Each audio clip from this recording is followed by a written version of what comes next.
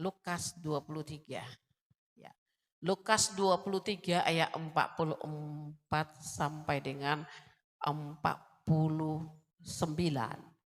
Ya, tapi kita cukup baca sampai 47 saja. Ya, kalau sudah dapat, mari Bapak Ibu yang punya Alkitab, yang bawa Alkitab, silahkan berdiri. Kita akan baca. Yang tidak bawa Alkitab, ya duduk saja manis untuk dengar ya. Yesus mati, ayat 44, saya bagian 44, Bapak Ibu 45, begitu seterusnya sampai 47 ya. Yesus mati Lukas 23 ayat 44, ketika itu hari sudah kira-kira jam 12. Lalu kegelapan meliputi seluruh daerah itu sampai jam 3.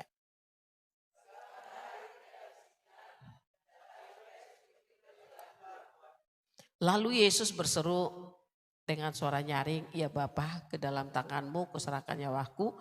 Dan sesudah berkata demikian, ia menyerahkan nyawanya.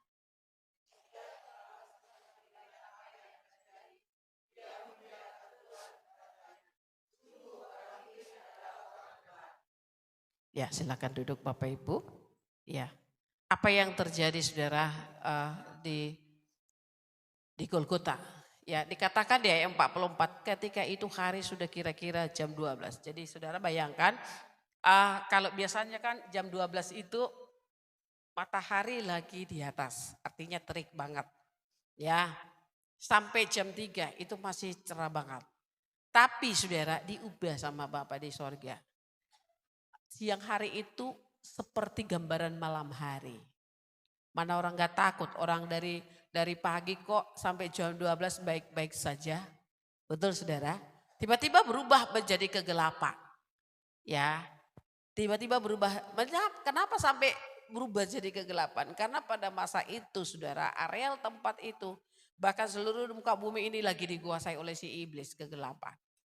Ya, iblis lagi bersorak-sorai, mengalami merasa menang karena memakai hati orang-orang yang iri hati untuk menghentikan kebenaran saudara. Ya, jadi di atas angin nih iblis nih saudara dikasih Tuhan, gelap. Ya, tapi apa yang terjadi? Saudara perhatikan, dibilang ayat 45 kan matahari tidak bersinar. Saudara perhatikan ayat 46. Disinilah letaknya ya, di dalam kegelapan, ini masih gelap nih. Tiba-tiba Yesus berkata, berdoa Yesus menyerahkan nyawanya. Dia katakan, "Ya Bapa, ke dalam tanganmu kuserahkan nyawaku." Dan sesudah berkata demikian, ia menyerahkan nyawanya. Berakhir sampai di situ. Padahal gelap tadi. Gelap itu berubah menjadi terang benderang. Ya saudara, inilah letaknya yang saya mau sampaikan kepada Bapak Ibu. Bahwa kematian Tuhan Yesus itu adalah tanda kemenangan bagi orang percaya.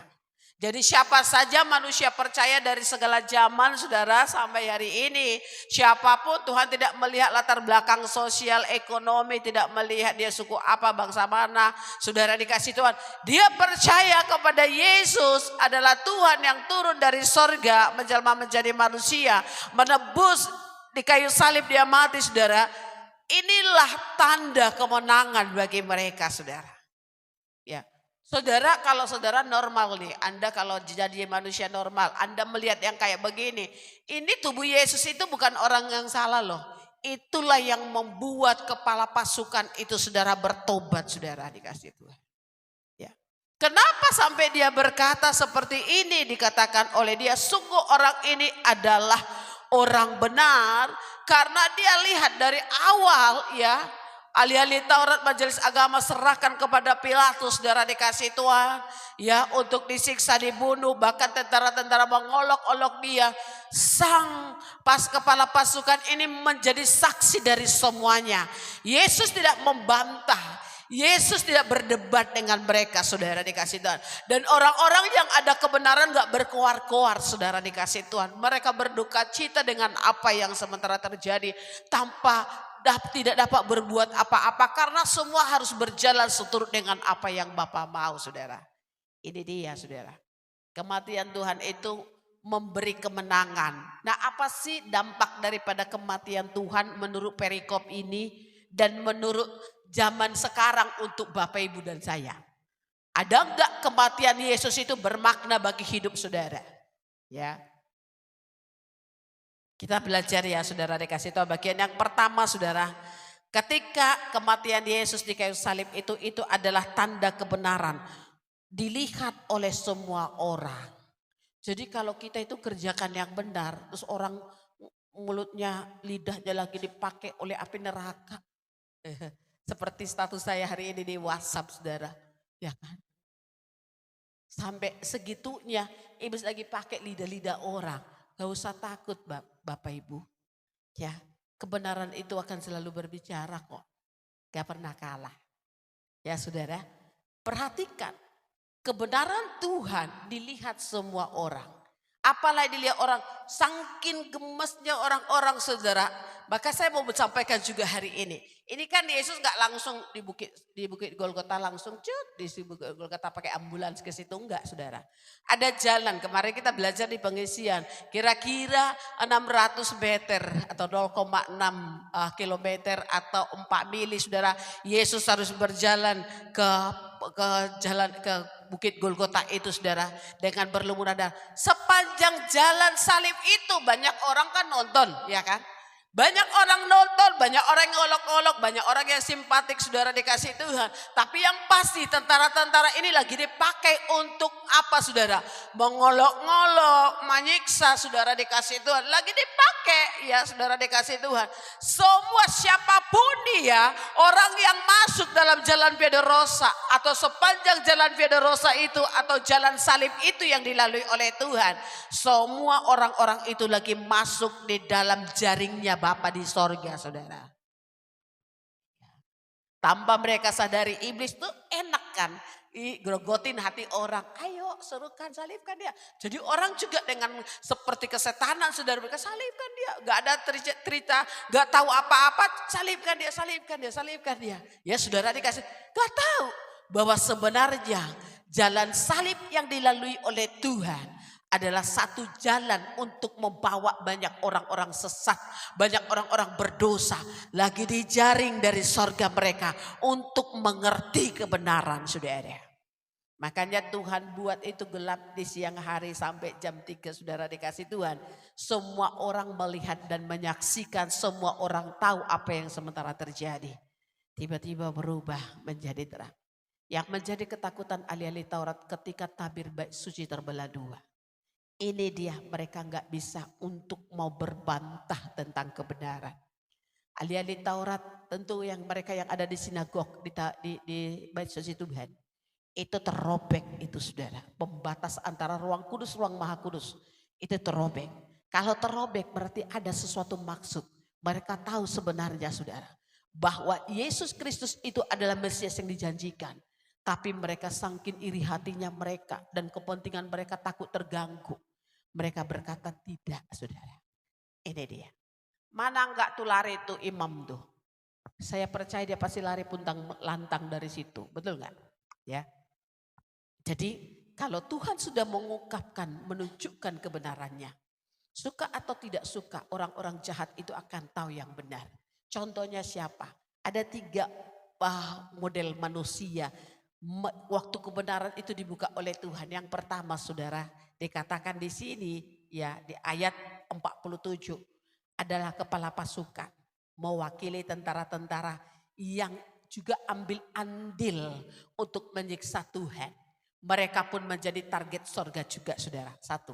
Yang kedua saudara kita perhatikan ya seluruh orang banyak ayat 48. Orang banyak yang datang berkerumun. Ya, entah mereka cuma nonton doang, entah mereka cuma menyaksikan tontonan yang menarik yang gak pernah selama ini mereka lihat seperti itu saudara. Entah mereka karena mereka sudah disembuhkan oleh Tuhan, sudah dilayani oleh Tuhan, mereka dengan berduka cita melihat keadaan itu. Entah mereka di situ menjadi alat-alat daripada ahli-ahli Taurat untuk berteriak-teriak salibkan dia saudara. Apapun status model mereka, namanya kerumunan orang banyak. Tuhan juga berperkara ya untuk membawa mereka kepada pertobatan yang kedua. Yang ketiga saudara di bagian yang terakhir ya ini orang-orang yang setia. Waktu Yesus masih belum dia papahin para perempuan-perempuan ini setia dengan Tuhan. Ya, mau Yesus di mana, mereka selalu mendampingi Yesus. Ya, sampai kepada hal yang sukar sulit, dan itu banyak orang kalau sudah namanya penderitaan mah ditinggalin, ya kan. Yang enak-enak aja kalau ditemenin gitu ya. Tetapi tidak dengan perempuan-perempuan ini. Perempuan-perempuan ini mereka tetap setia. Ini gambaran umat-umat Tuhan, saudara dikasih Tuhan. Kesetiaan, ketaatan saudara itu akan berbicara, tidak akan kembali dengan sia-sia. Ketaatan kita hari ini akan membawa kemenangan kita ke depan. Jadi oleh sebab itu mari kita semua jemaat Tuhan, bahkan angka yang menonton juga live hari ini, saya mau berkata ketaatan saudara itu akan bersuara ke depan, memberikan sejahtera buat saudara. Ya saudara, jadi yang pertama dulu ya. Yang pertama lihat itu tentara ini kan, kepala pasukan di sini. Kalau kita lihat di ayat 36, ya kan, itu sebagai dia mungkin tidak ngolok-ngolok ini kepala pasukan ini. Tapi dia lihat anak buahnya ngejek saudara. Perhatikan saudara ayat 36. Prajurit-prajurit mengolok-olok dia. Mereka mengunjuk anggur asam kepadanya. Ya. Dan berkata, jika engkau adalah raja orang Yahudi, selamatkanlah dirimu. Jadi ada ditaruh kayak pelang gitu ya. Dipaku kayak ini salibnya Tuhan, dikasih pelang di sini, di atas sini. Inilah raja orang Yahudi. Kayak ngejekan gitu. Tapi ini sebenarnya sudah dibuatkan oleh para nabi. Ya. Kalau dibuat iblis kayak mau ngejek pakai tentara prajurit ini saudara. Saya percaya sebagai komandan dia lihat dong kelakuan anak buahnya, pasti tahu. Karena ini momen yang sangat penting, tidak bisa ditinggalkan oleh seorang komandan. Ini keadaan genting pada masa itu saudara. Ya, jadi bukan hanya prajurit yang berkuar-kuar saudara yang menyiksa Tuhan. Sebagai seorang pemimpin, sebagai seorang komandan saudara, kepala pasukan. Dia pasti hadir di setiap momen-momen itu. Betul saudara, karena ini masalah ini udah sampai ke Pilatus. Ya, saudara dikasih Tuhan, Tuhan mau mengajar kita gini. Ya, ini kan kepala pasukan. Waktu dia lihat dari awal dia menjadi saksi dari semuanya saudara. Apa yang membuat dia menjadi ketakutan? Anda tahu. Pada saat jam 12 sampai jam 3 itu kegelapan meliputi bumi loh. Bukan hanya di Golgota itu doang. Bumi ini lagi diliputi bagi Bapa di sorga. Bumi itu untuk jempol jari ini, anak jari Bapa di sorga aja nggak mampu untuk bumi ini menampungnya. Saking Bapa itu maha besar saudara. Dia hanya bisa menaruh rohnya ke dalam bumi itu. Ya, tidak muat untuk membuat Bapa di dalam bumi. Jadi kalau Tuhan perintahkan kegelapan, maka langit dan bumi akan gelap. Yang menakutkan di sini saudara, ya bagi orang-orang yang tidak taat setia. Saya percaya para ibu-ibu ini, orang-orang yang setia mengasihi Tuhan. Ya, kendati mereka tidak punya pengertian, tetapi kebenaran yang sudah diletakkan Tuhan di dalam diri mereka itu bersuara memberi pengertian buat mereka. Tetapi tidak dengan orang yang tidak taat, saudara. Ya, mereka ketakutan kepala pasukan ini apa? Pada saat Tuhan Yesus berkata, Bapa, kuserahkan nyawaku ke dalam tanganmu, diserahkanlah nyawanya kepada Bapa. Terjadi sesuatu, kegelapan itu langsung berhenti, saudara dikasih Tuhan. Artinya bahwa pengorbanan Tuhan, kematian Tuhan mengalahkan kegelapan, akan memberi hidup. Makanya di Yohanes 1 ayat 4 ayat 5 dikatakan, dalam Yesus itu ada hidup, hidup itulah terang manusia. Kegelapan tidak berkuasa untuk terang saudara. Jadi pada saat itu tidak ada yang bisa membantah tentang kebenaran itu saudara. Karena para nabi-nabi juga udah bilang kok ya. Ya saudara dikasih Tuhan. Ya. Tuhan memakai kegelapan untuk apa? Habis orang ngomong sih Yesus datang. Akulah Mesias. Akulah anak Tuhan yang turun dari sorga. Itu kan dia sudah menghujat Tuhan kita. Ayo kita bunuh dia. Gitu toh dibilang yang benar. Ya kan? Yohanes Pembaptis juga ngomong yang benar. Ya dipotong kepalanya saudara dikasih Tuhan. Nabi-nabi ngomong yang benar. Mereka juga disiksa habis-habisan bahkan dibunuh saudara dikasih Tuhan. Terakhir Udah deh, Tuhan pakai alam tuh untuk memberitakan Injil kepada orang fasik, saudara. Bapak Ibu, jangan sampai Tuhan pakai entar gempa bumi baru kita tobat sungguh-sungguh ya. Jangan Tuhan sampai pakai sebentar lagi Tuhan Bapa dari sorga sana panggil tuh bumi. Kong tanah tempat engkau berpijak melompat-lompat. Bersuka cita mendengar sang penciptanya memanggil dirinya, saudara. Kan kalau Tuhan panggil tanah, hei bumi. Bumi itu beranjak, saudara, dikasih Tuhan. Dia akan melompat-lompat. Pernahkah saudara dengar di berita bahwa bumi itu mengeluarkan suara? Suaranya itu kalau didengar baik-baik, saudara, bumi itu mengeluarkan kayak serem loh. Tapi sebenarnya, saudara, dia lagi bersuara kepada siapa? Pencipta yang sudah menciptakannya. Ditunggangi ada manusia, orang manusia yang gak taat ada di dalam. Kayak menjerit gitu loh, saudara, dikasih Tuhan. Ya kan? Di sini Tuhan pakai, ya. Yesus sudah bilang di dalam Yohanes 8 ayatnya yang ke-12, akulah terang dunia. Kalau siapa mengikut aku, kata Tuhan, dia akan berjalan di dalam terang itu. Jadi Bapak Ibu, kalau kita mengikut Yesus dan percaya kepada Yesus, akan berjalan dalam terang. Kita berjalan dalam terang bukan cuman teori, saudara. Kalau kita berjalan dalam terang, pikiran gak benar itu juga, yang gelap itu juga harus keluar. Ya saudara. Hati yang jahat juga nggak boleh ada di situ karena kan diterangi oleh Tuhan gitu. Ya, nggak boleh pikiran yang aneh-aneh, saudara, dikasih Tuhan, nggak boleh. Kalau kita tinggal di dalam terang, lidah mulut ini juga, saudara, dikasih Tuhan, ya, mau keluar itu, ya, juga harus mengeluarkan sesuatu yang bersih, ya. Jangan kita, saudara, kata kita anak terang, tapi keluar sampah-sampah. Ya, siapa yang lihat status kemarin keluar tuh sampah-sampah sampai pemulung tukang sapu aja, cleaning service aja bingung tuh mau bersihin gitu banyak, saudara. Ya kan? Kalau sudah ada terang, maka dia menerangi hati ini. Dikasih terang, oh ini kotor nih, harus dibuang. Mesti punya rela loh hati buang yang gak benar, saudara. Ya, bagian yang gelap orang jahat sama kita itu urusan Tuhan deh, gak usah urusan kita.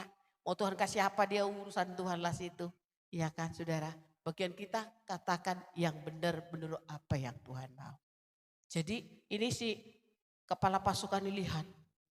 Ya, kalau bahasa kita di sini, astaga, ya ampun, ya aku sudah salah rupanya. Kenapa dia nggak bisa berdoa bilang Tuhan, aku udah salah. Habis dia kan dia orang ateis, saudara, nggak percaya kepada kebenaran, nggak percaya kepada Yesus, nggak percaya kepada ajaran Tuhan dia. Ya, tidak.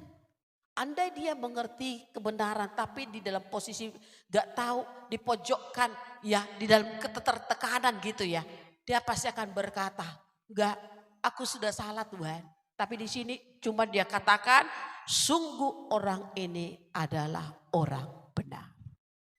Ya, saudara, dikasih Tuhan. Iblis dipermalukan sendiri. Sama siapa? Pengikutnya.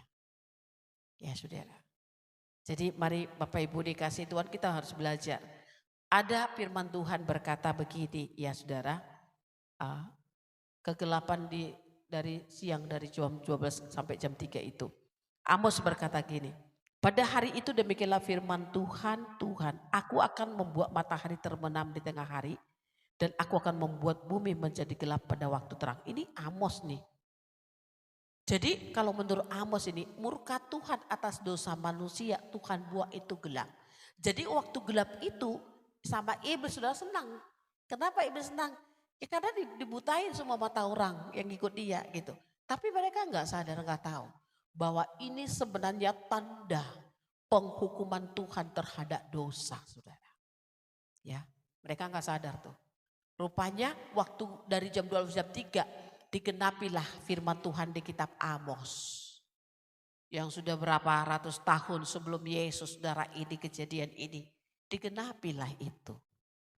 Ya saudara, jadi Tuhan mau mengajar kita di sini. Yang lebih parah waktu gelap itu terjadi gempa bumi, tabir bait suci terbelah dua. Kematian Tuhan, saudara, pada saat Tuhan menyerahkan dirinya. Bapa, ke dalam tanganmu kuserahkan nyawaku. Saudara, ya, terbelahlah tabir. Kalau di Matius dikatakan terbelahlah tabir bait suci dari atas sampai ke bawah. Kuburan-kuburan terbelah dua. Kalau di Matius, gaya bahasa Matius ini bukan waktu Yesus menyerahkan nyawanya terus orang-orang mati sebelum Yesus ini dibangkitkan. No, bukan gitu saudara.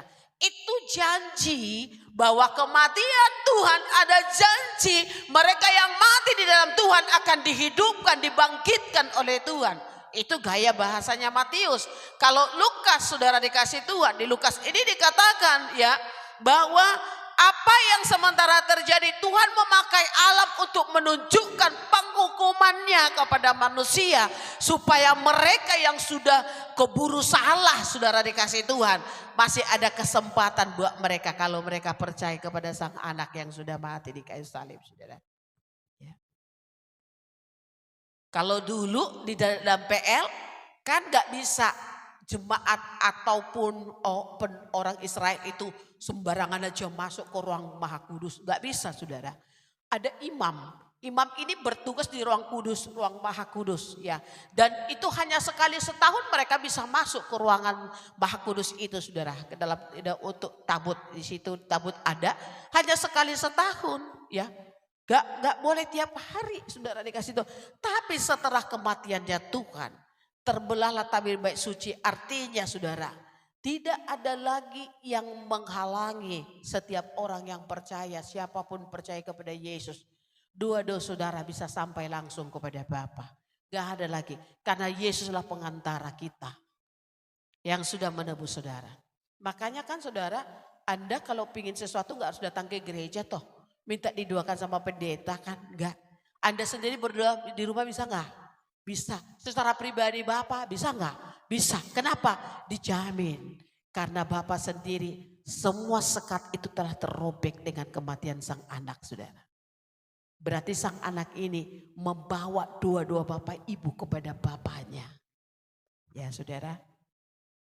Berbahagialah kita tentu kalau di zaman hari ini ya saudara. Kalau di kita Ibrani 10 ayat 19 dikatakan gini. Saya baca saja saudara ya. Saudara-saudara, oleh darah Yesus kita sekarang penuh keberanian dan masuk ke dalam tempat kudus. Melalui jalan yang baru dan yang hidup yang dibukanya bagi kita melalui tabir, yaitu dirinya sendiri. Tabir itu sudah terobek. Yesus sudah mati di kayu salib. Dua-dua sudah sampai langsung kepada Bapa sekarang. Terus kalau udah sampai ke Bapa langsung bisa sampai ke Bapa. Kenapa kita nggak berdoa? Ya. Kenapa kita harus minta bantuan untuk orang lain? Minta bantuan sama orang lain enggak masalah sih. Ya, boleh begitu ya, Saudara, kata firman. Ya. Tapi dari diri kita sendiri. Diri kita sendiri harus bergumul untuk datang sama Tuhan, bawa sama Tuhan. Orang-orang lain itu hanya mensupport supaya saudara tetap di jalannya salib. Di jalan lurusnya Tuhan, di jalan kebenaran. Yesus berkata, akulah jalan dan dari jalan kebenaran itu bahasa saya itu jalan salib, itu bahasa saya saudara, itu jalan kebenaran saudara dikasih Tuhan. Ya. Mau kita berjalan di jalan kebenaran, kadang daging kita ini harus kita bisa katakan, hei tidak, ya kan? Harus sesuai dengan apa yang Tuhan mau saudara. Ya, Tuhan mau mengajar kita di sini. Yang kedua saudara, itu kan tadi akhirnya kepala pasukan itu sadar. Saya percaya kepala pasukan ini ketika kembali nanti ke tempat kampung halamannya di Yunani sana saudara. Ya, dia pasti bertobat. Karena melihat kebenaran itu kuat menguasai. Tadi lagu itu kasih lebih kuat dari dosa. Ya, dosa berkuasa tapi kasih lebih berkuasa. Menghentikan manusia untuk tidak melakukan dosa. Saudara, bagian yang kedua ayat 48 ini. Dan sesudah seluruh orang banyak yang datang berkerumun di situ untuk tontonan. Datang cuma menonton. Entah apapun motivasi mereka saudara. Entah menonton, entah menyaksikan, memberikan support. Karena ada juga orang-orang yang memberikan support sama Tuhan ya. Saudara dikasih Tuhan. Termasuk perempuan-perempuan, Yesus datang sama, hei putri-putri Yerusalem. Ya kan, putri-putri Sion. Gak usah tangisi aku deh, tangisi dirimu dan anak-anakmu. Berarti ada yang datang mensupport Tuhan Yesus, saudara dikasih Tuhan. Ya, tapi apapun motivasi orang banyak berkerumun di situ, saudara, kebenaran tuh bersuara sama mereka. Di kayu salib mereka nggak mau cuma di jalan Pedorosa mereka teriak-teriak ya saudara, yel-yel iblis terjadi dalam diri mereka. Sampai mereka ke Bukit Golgota itu mereka juga digiring untuk menyaksikan. Bagi iblis membawa mereka ke sana untuk lihat tuh yang melakukan kebenaran katanya Mesias itu mati itu. Ya saudara, tetapi saudara dipakai oleh Tuhan, dipatahkan oleh sorga. Ya, bahwa di dalam kematian itu ada kemenangan. Ya saudara, buktinya saudara, apa yang dikatakan oleh Nabi Zakaria, ya dalam Zakaria 12 ayat 10 saudara dikasih Tuhan, itu terjadi loh, ya kan? Ini orang-orang benar ini entah apapun motivasinya mereka, entah mereka mengejek Tuhan, mengolok Tuhan, atau mau ikuti apa kata Hanas dan Kayafas pimpinan mereka saudara dikasih Tuhan. Atau mungkin mereka adalah orang-orang yang sudah disembuhkan oleh Tuhan. Kan banyak dikasih Tuhan makan 5.000 orang. Kemana tuh manusia 5.000 orang laki-laki itu? Saya percaya kalau 5.000 laki-laki dikasih makan tuh ada di situ. Berkali-kali Yesus kasih mereka makan saudara dikasih Tuhan. Pasti hati nurani mereka kan udah makan yang benar nih dari Tuhan. Setiap makanan yang benar dari diri kita masuk saudara dikasih Tuhan. Itu membawa perubahan bagi orang yang makannya saudara. Kemana tuh laki-laki 5.000 itu saudara? Apakah mereka diam di rumah takut? Ya saudara, saya percaya mereka ada di situ. Tapi ini pun jadi peringatan buat mereka loh. Ya kan? Ada kebenaran tapi dia aja gitu ya. Ya apa boleh buat lah. Lihat suara banyak, apa kalau suara banyak mati dibunuh, ya dibunuh aja lah situ. Ya, atau kebenaran itu terus bersuara. Nah di dalam kitab Zakaria 12 ayat 10 Tuhan bilang aku akan mencurahkan apa yang dicurahkan oleh Bapa di sorga. Roh pengasihan. Ya Bapa di sorga dikatakan apa yang dikatakan. Aku akan mencurahkan roh belas kasihan, roh pengasihan dari sorga. Padahal semua orang-orang di situ berkata, salibkan dia, ikut-ikutan sama Hanas Kayafas saudara. Salibkan dia. Nggak tahu cerita. Mereka dihasut untuk mengatakan Yesus itu sesat saudara dikasih Tuhan. Ya kan? Tapi karena Tuhan dari sorga mencurahkan roh belas kasihan. Ya. Kalau dicurahkan roh belas kasihan, kita pada sadar semua saudara. Bahwa yang selangkah yang saya sudah kerjakan ini ternyata salah. Oh salahkah? Ya. Mereka yang tahu sadar. Kalau itu sudah salah, apa yang mereka kerjakan? Bukan cukup hanya berkata salah. Tapi di firman Tuhan di dalam Zakaria ini dikatakan saudara dikasih Tuhan. Ya. Coba kita baca ya, Zakaria 12 ayat 10.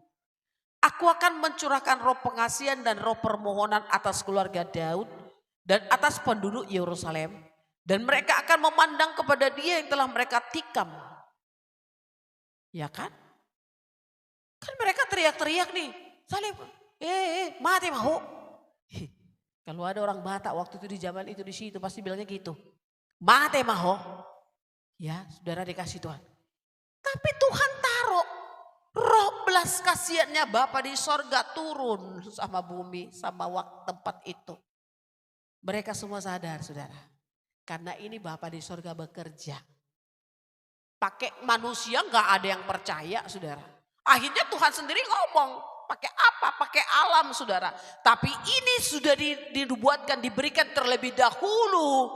Ya beratus tahun kepada Nabi Zakaria saudara dikasih Tuhan. Ini loh yang akan terjadi ketika Mesias itu ada di kayu salib.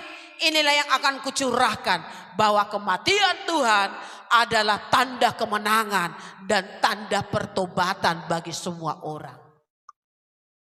Tapi hati-hati Bapak Ibu, kita ini zaman akhir gak salib 2 kali. Yesus gak disalib 2 kali.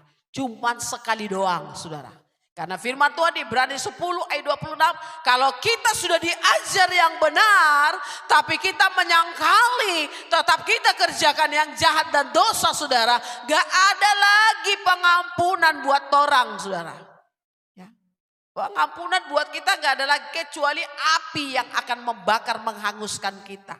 Ya. Di Zakaria ini mereka akan memandang kepada dia. Jadi kalau roh belas kasihan diberikan, akhirnya mereka lihat mati. Saudara, lihat Judas Iskariot. Ya. Waktu dilihat, dia nggak berpikir saudara. Dia hanya pikir dia menyerahkan gurunya nggak sampai akan disalibkan dan mati. Menyesal selalu kata terlambat.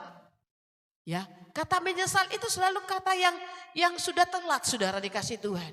Dia nggak nyangka ya sampai mati. Dia nggak berpikir sang guru akan sampai disalibkan saudara. Makanya ketika dia pulang dan menyesal, dia menggantung dirinya.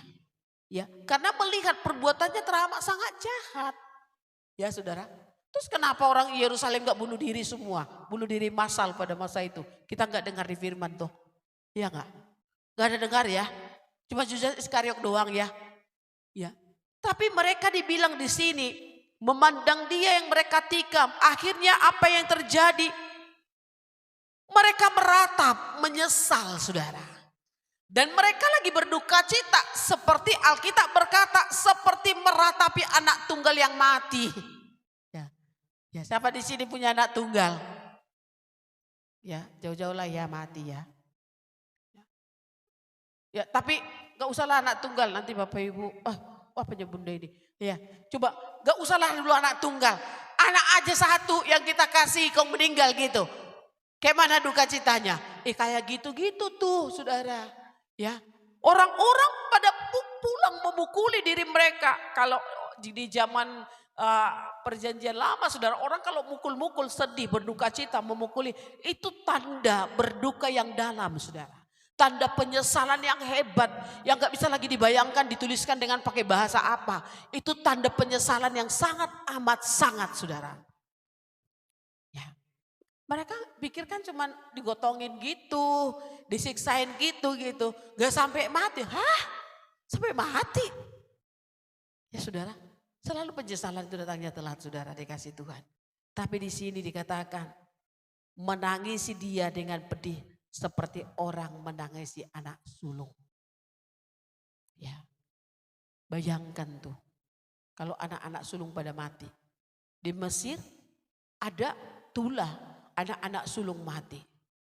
Ya, saya percaya Raja Firaun punya anak sulung juga mati pasti. Makanya dia bilang, udah pergi keluar kalian dari sini. Ya, so bikin kita anak mati kong.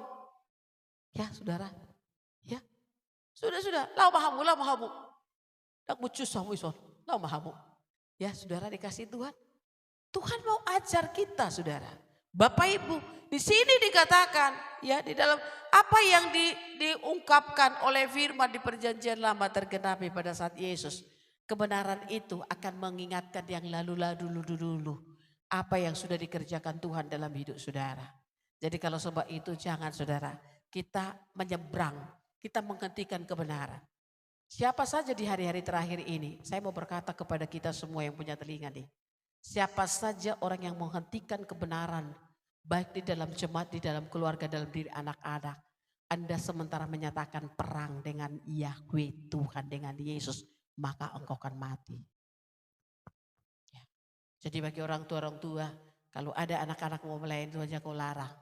Itu sama dengan engkau lagi mengadakan perang dengan Tuhan. Engkau akan mati. Dengar ya saudara. Siapapun. Tuhan gak peduli. Kenapa? Karena ini hari-hari terakhir. Tuhan lagi membangun penyembahan di dalam umat-umatnya.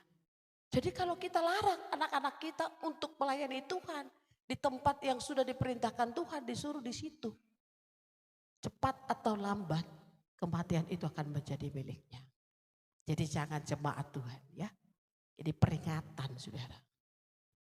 Tuhan begitu keras.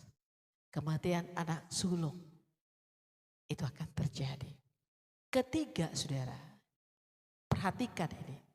Perempuan-perempuan ini dikatakan semua orang yang mengenal Yesus dari dekat.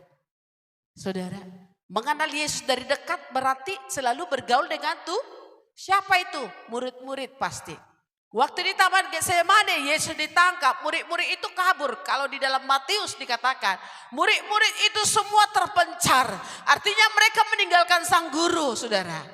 Yang tinggal satu dengan mak-mak cuman Yohanes, saudara dikasih Tuhan. Yohanes murid Yesus, ya saudara.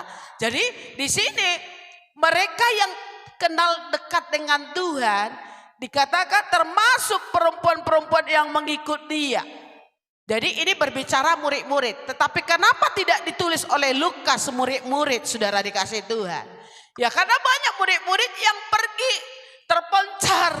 Ketakutan mereka dengan apa yang terjadi. Tetapi ada aja murid yang tetap setia. Ya. Dan perempuan-perempuan yang mengikuti dia dari Galilea. Saudara dikasih Tuhan, berdiri jauh-jauh melihat semuanya.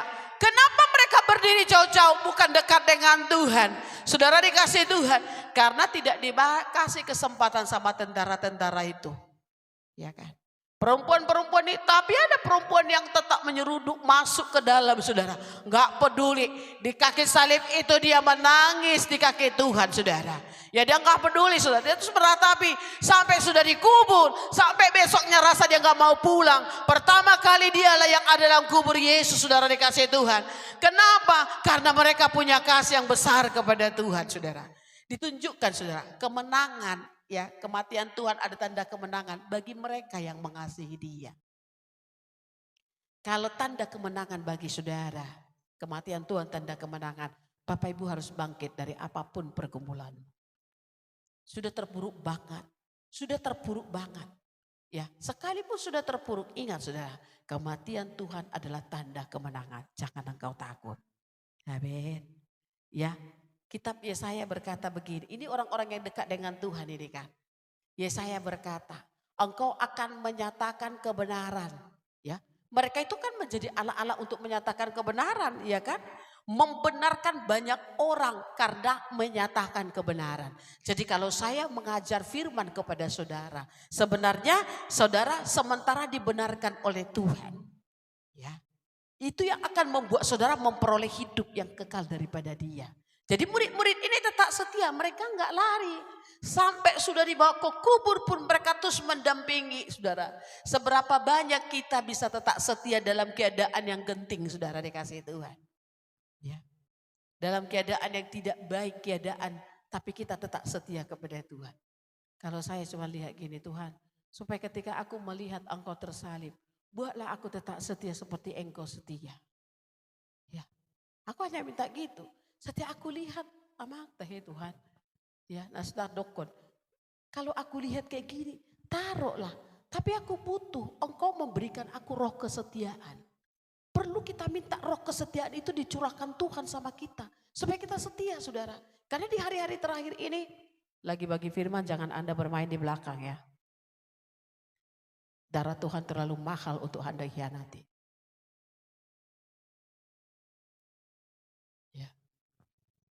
Ini firman itu mahal. Anda mau cari di luar, akan tertutup semua kepadamu. Jadi jangan main-main dengan firman, saudara. Mahal. Ini tidak pernah diperjualbelikan. Kalau kita mau memiliki hidup dan berhasil jadi anak remaja, pemuda, Anda dengar firman, supaya engkau beroleh hidup. Masa depanmu, masa depan penuh harapan dibuat Tuhan. Anak-anak saya sampai ku tahu kita lagi bagi firman atau di PKK ada bagi firman di sini, kau baca cerita di situ. Saya bilang, jangan sampai ku sembelih kau di tengah-tengah jemaat. Orang yang mengabaikan bahkan menolak firman. Kalau mengabaikan akan menanggung akibatnya. Kalau menolak akan mati. Saudara, apa Anda lihat dari tadi ditaruh ini gambar ini? Saya kalau lihat ini saya pasti menangis, saudara. Apapun ceritanya. Saya kalau lihat ini gak mampu. Kenapa sampai di mahkota, harus dimahkotai? Karena banyak orang jatuh karena pikiran, diserang dengan pikiran. Ya kan? Kenapa harus ditunjukin? Harus dibuat film ini, saudara dikasih Tuhan. Untuk mengingatkan kita di zaman akhir. Karena bayangan kita sudah diisi oleh dunia. Sehingga gak bisa lagi untuk bayangkan apa yang benar, saudara. Ya, sudah jauh. Yesaya 53 ayat 11. Ini tentang Yesus, nubuatan tentang Yesus. Ya, yang tumbuh di tanah yang kering, dia taruh yang tumbuh di tanah kering. Dikatakan sesudah kesusahan jiwanya ia akan melihat terang dan menjadi puas. Dan hambaku itu maksudnya Yesus. Ya, sebagai orang yang benar akan membenarkan banyak orang oleh hikmatnya. Jadi orang perempuan-perempuan dan murid-murid Yesus yang tetap bertahan di Golgota itu saudara. Mereka tuh orang-orang the best yang dipakai oleh Tuhan untuk menyatakan. Makanya ketika lihat seperti ini mereka bertobat sungguh-sungguh. Merasa menyesal kenapa mereka harus takut dengan yang tidak benar. Makanya mereka berjuang. 12 murid ini saudara dikasih Tuhan. Satu gugur diganti oleh Matius saudara dikasih Tuhan. Ya, mereka pergi ke ujung-ujung bumi. Ya. Firman Tuhan berkata, Yesus berkata, kalau Roh Kudus turun atas kamu, kamu akan berani, kamu akan memberitakan firman ke ujung-ujung bumi. Ya. Di dalam Matius 28 ayat 19-20, ini panggilan. Mereka yang menyaksikan langsung, siapa yang menyaksikan langsung? Murid-murid. Saya percaya 5.000 orang laki-laki itu kemana mereka pergi? Pasti mereka juga jadi alat Tuhan. Murid Yesus itu bukan hanya 12, ada 120 orang, ada 500 orang. Murid-murid Yesus yang dikasih Yesus makan ada 5.000 orang saudara. Ya kan? Itu orang-orang yang selalu ngikut Tuhan. Kemana mereka? Mereka juga bagian target sorga. Itu tadi di Zakaria 12 ayat 10. Mereka pulang dengan memukul-mukul diri mereka saudara. Tetapi ada firman yang menguatkan mereka. Yesus berkata, jadikanlah semua bangsa menjadi muridku. Jadi mereka yang setia itu diteguhkan. Mereka harus keluar dari keadaan mereka. Mereka harus menyatakan yang benar itu kepada orang lain. Jangan kita saudara dikasih Tuhan terlalu berbelas kasih dengan diri kita. Membuat kita tidak pernah bangkit, tidak pernah maju. Padahal Yesus sampai mati di kayu salib saudara. Mengutus orang-orang yang setia saudara dikasih Tuhan. Apakah engkau setia? Kalau engkau setia, engkau keluar dari keadaanmu, bangkit, engkau keluar dari tempatmu, keluar nyatakan kerajaan Tuhan kepada orang lain. Itu kalau engkau setia. Aku setia kok, alih-alih jawabu terus. Mulutnya terkatup. Enggak. Kalau kita tahu yang benar, kita harus bilang, kendati dengan kita menyatakan yang benar, orang gak suka, biarin situ. Ya. Sekarang saudara, iman percaya kita jadi orang Kristen. Gak boleh slow-slow doang. Tapi memang harus ada kegerakan roh Tuhan turun sama kita sudah. Suka atau tidak suka lihat keadaan. Keadaan tidak memungkinkan bukan berarti berhenti. Keadaan tidak memungkinkan maka doa naik. Kalau doa naik keadaan dibuka oleh sorga saudara. Maka kita harus berdoa. Menyampaikan yang benar kepada mereka. Entah mereka tolak juga. Ya biarin situ. Tapi apa yang menjadi upah kita. Menyatakan untuk membenarkan banyak orang. Dan membuat kita tetap setia jadi murid Tuhan. Perlu kita kerjakan di hari-hari terakhir ini saudara. Sambil kerja engkau bisa nyatakan. Saudara waktu saya dulu kerja saudara. Ya kan kerja di ngawas bangunan. Pas pulang ke kantor saya lihat. Kayak gak nyaman sekali saudara. Saya pergi ke kamar mandi. Saya pergi ke kamar mandi. Nangis saya berdoa saya di situ. Ya. Sampai manajer saya bilang. Lu ke kamar mandi kok lama banget sih? Berdoa kak. Diam. Hah? Berdoa di situ? Emangnya mau berdoa di mana? Benar saudara, ya. Lu kok keluar sih? Ada apa sih di situ? Berdoa. Kalau aku bilang, kan gak jujur. Berdoa, diam sudah. Sekalipun dia Kongfucu dia bisa menerima. Saudara dikasih Tuhan, kita sudah diajar tiap hari oleh Tuhan dengan firman, dengan audio pun, ya kan? Apa saudara tidak tergerak hati saudara dengar firman itu? Tidak adakah kegerakan buat kita untuk keluar dari keadaan kita maju bergerak saudara. Keluar tinggalkan segala apapun yang kira-kira membuat engkau tidak bisa bebas. Sekarang minta sama Tuhan. Tuhan semua penghalang-penghalang yang menghalangi aku untuk bergerak. Tuhan aku mau menerobos. Berikan aku kekuatan. Maka Tuhan kasih kekuatan. Tapi kalau kayak gini. Kayak mana Tuhan. Kayak ginilah keadaanku. Ya kan. Gimana gitu loh Tuhan. Saudara. Kalau kita kayak gitu sorga pun gembes. Jangankan Bapa di sorga. Malaikat itu tak uyu lah kau nanti ya. Ya saudara dikasih Tuhan. Jangan saudara. Jangan biarkan yang benar itu diam. Tetapi yang benar itu harus bergelora seperti air. Ingat saudara. Hidup saudara seperti uap. Sesaat ada tiba-tiba sudah gak ada. Kalau hidup kita itu seperti uap. Kenapa kita gak gunakan waktu kita jadi air.